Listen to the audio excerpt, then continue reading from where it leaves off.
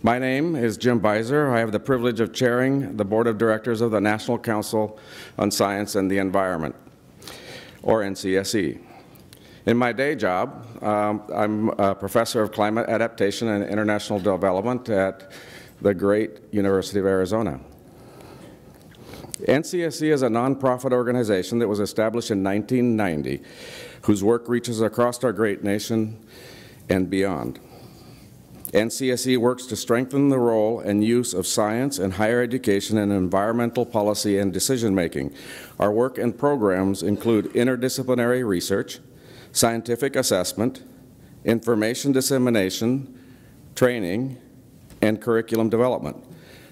We engage scientists, educators, policymakers, business leaders, and officials at all levels of government. We're here in D.C. In a very partisan town, NCSE has a long reputation of nonpartisanship. We have a fantastic program planned for you this week. We have posters. I encourage you to attend the poster session. They're right in the back. We have 54 symposia, 14 workshops, plenary panels, and speakers over the next 3 days.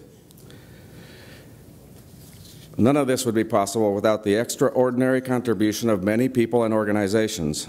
First of all of you who have worked so hard on your presentations, this is the real meat of the conference. Thank you. I also thank my board, who work year-round on behalf of this organization, many of whom are here this week. I encourage you to meet them. We had more than 30 distinguished leaders in the field on the core planning group who worked nearly a year defining the sessions and pulling everything together. Our many sponsors make it possible to keep the registration fee affordable. Thank you. We could not do this without you. And these include, and I'll list them, NASA, U.S. Department of Agriculture, U.S. EPA, the U.S. Geological Service, the U.S. Forest Service, Cliff Bar and Company, the United Nations Environment Program, Corn Refiners Association, the Lancet Planetary News, the International Union of Conservation of Nature's Commission on Environment, Economic, and Social Policy, and our conference media partners, E&E News, and a very special thanks to our international partner, the Embassy of France. Finally, I'd like to thank the NCSE staff, led by Michelle Wyman, our illustrious leader. They're absolutely amazing. With that, I give you Michelle Wyman.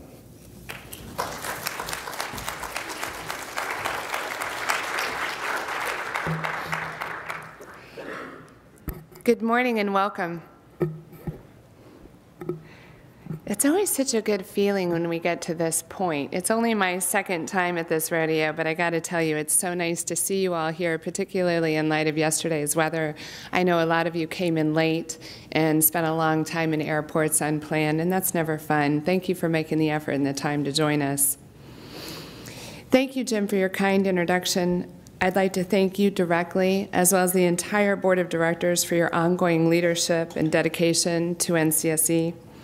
Also, I'd like to thank the leaders who worked so closely with us on the core planning group.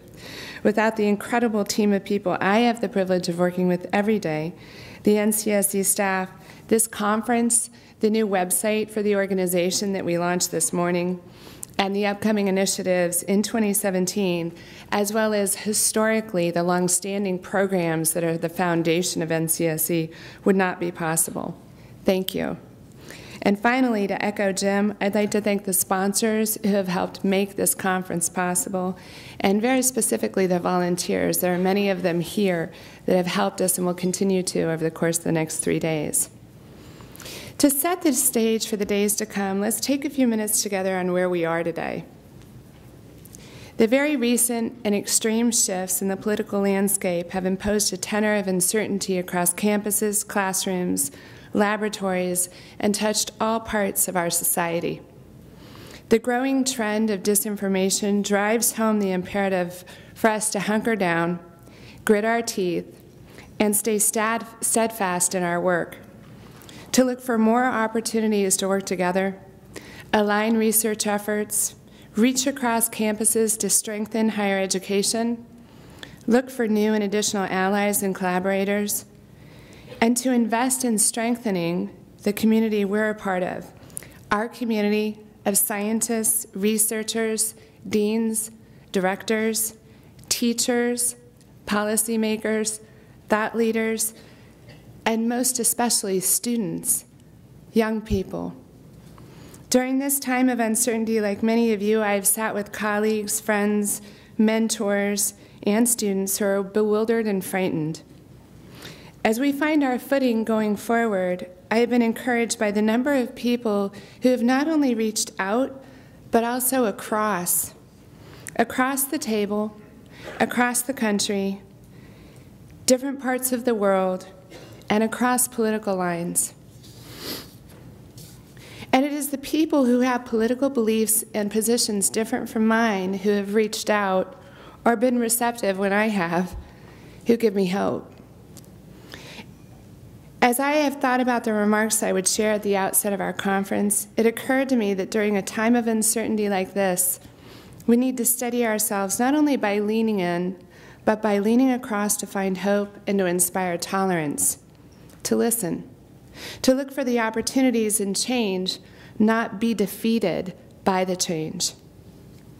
Last summer, long before the fall, I decided that consistent with the mission of NCSE, to inform, advance, and strengthen environmental policy and decision-making with the use of science, I'd planned to challenge all of you to join me and consider the history of environmental policymaking in our country, and to reflect on that.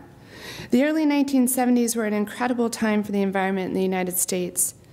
The Environmental Protection Agency was proposed by and began operation once President Nixon, a Republican, signed an executive order. And also in 1970, the Clean Air Act was passed, and in 1972, the Clean Water Act, both pieces of landmark legislation that continue to provide legal and legislative strength and guidance to protect the environment in our country. As I reflect where we are today with the massive change underway, I remind myself of something my dad told me when I was young, and a lot of the time I'd roll my eyes, but increasingly, as I spend more time on the planet, I realize how much strength there is to what he told me. That every challenge, no matter how great, is an opportunity in disguise. With that in mind, I realized that the plan that I had set this last summer for how I would open up our conference is still relevant, arguably now more than I realized it would be when I first started thinking about it. The early 70s were a moonshot for establishing the environmental, regulatory, and policy schemes that protect our country's environment. They have had profound trickle-down influences on state and local governments. With that in mind, I wanted to encourage all of you to consider what's possible, especially right now, not to focus on what's impossible. It was research and data then, and the deep cooperation by scientists and policymakers that made that landmark legislation in the 70s possible. Let's work together now to protect science and sustain the progress by science across disciplines that has been so consistent and essential to policymaking. During the conference and the year to come, I invite you all to a challenge. To help capture the energy and emotion during these uncertain times, I invite you to focus your thinking and consider how we might shoot for the moon together.